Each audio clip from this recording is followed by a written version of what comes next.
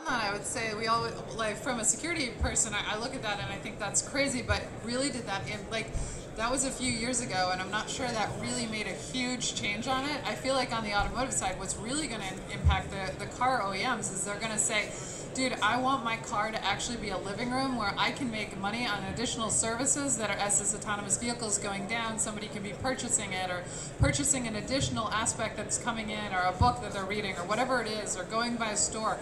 And that's really what the value is. And unless these OEMs are going to see an additional piece, I'm not sure from all of the security side they're going to be that worried or put in that much effort to just make sure that they're addressing the GPAC, because I don't think they've done that much.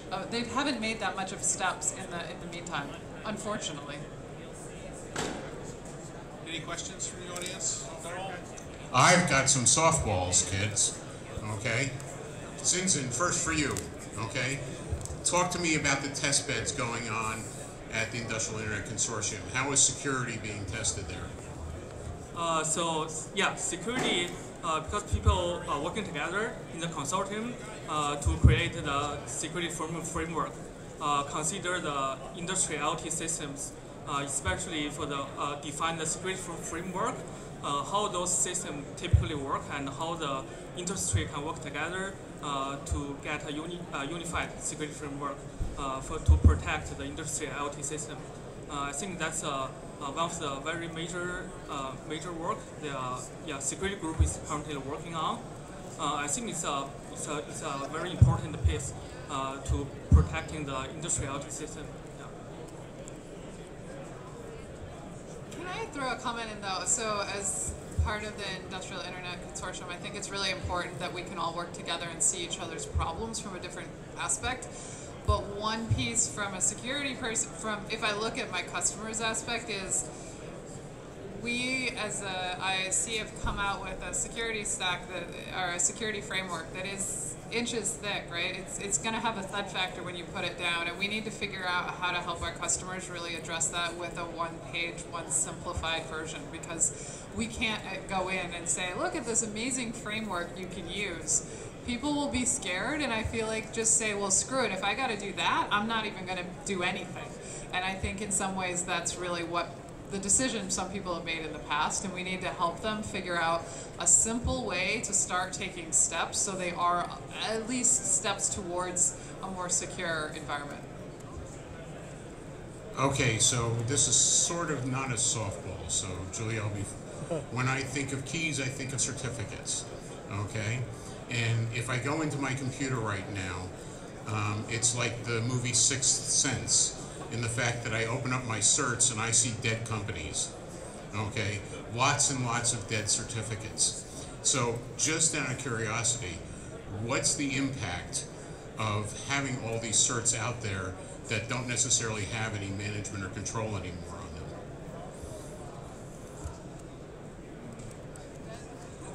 them?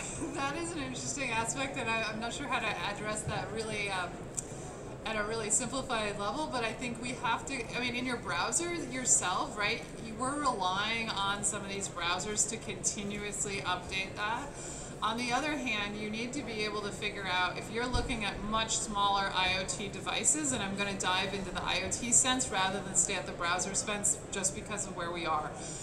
In the IoT sense, you need to figure out what aspects, if you just have trust on that one device and be able to provide authentication for that device, you need to be able to blacklist it.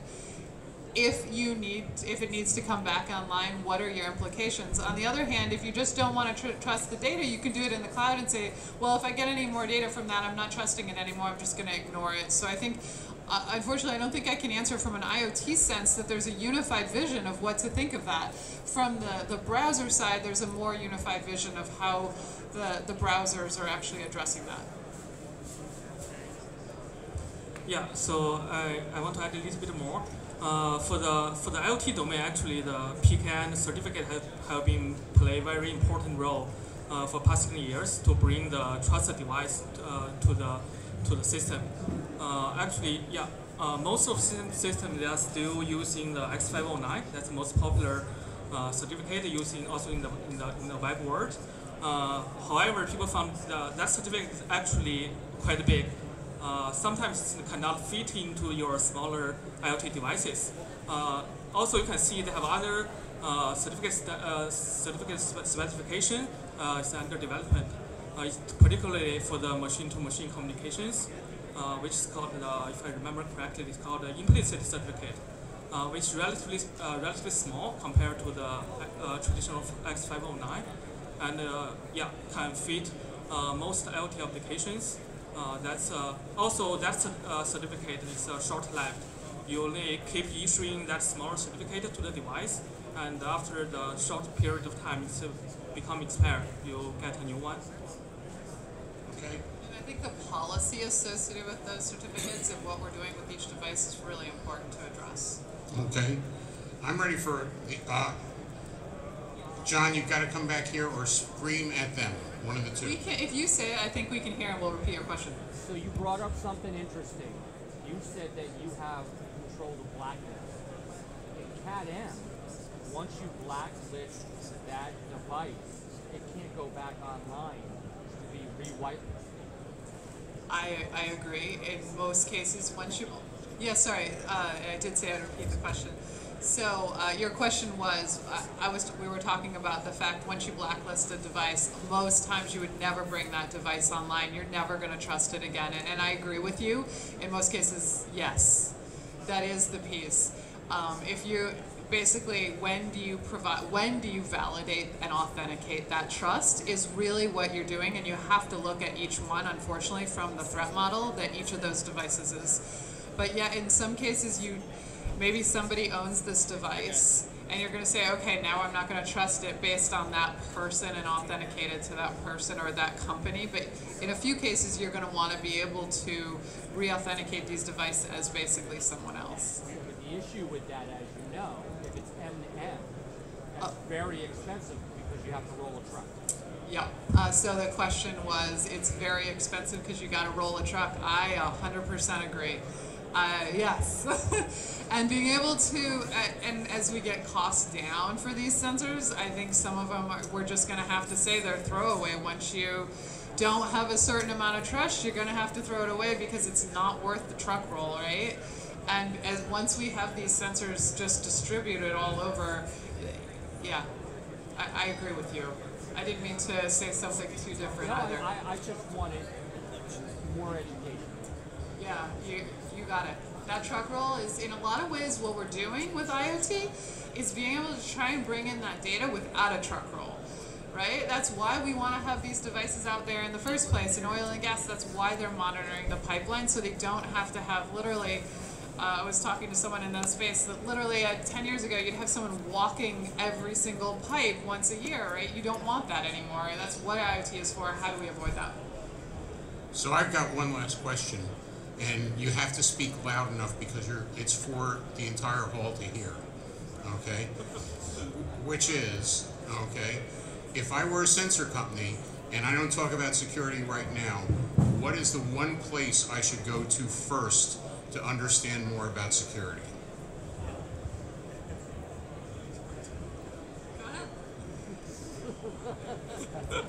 Yeah, this is a really interesting question.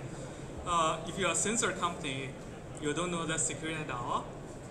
The first place you need to look at what's a significant impact, what's a potential asset might have in the future. Yeah, just look at the past, and you need to know what you need to do in the future. I was giving you a softball to say the Industrial Internet Consortium. I was thinking you were going to say IIC, and definitely come talk to. I think there's a huge amount of people on the IIC with a broad range of experiences, both from use cases all the way to the manufacturers. I was just going to say the Bible, as I or each one of those companies. But at the same Old Testament. As my rabbi says, there's only one testament now. But make sure you understand even why you're looking at it. Like, what are you trying to solve? And sometimes that's the biggest piece. That the first question is, what are you trying to solve? What's your impact if you are breached? Excellent. Okay, and with that, We're done? give them a round of applause. Great. Excellent. And then Scott, Tom, Ken, let's go. 你说。一手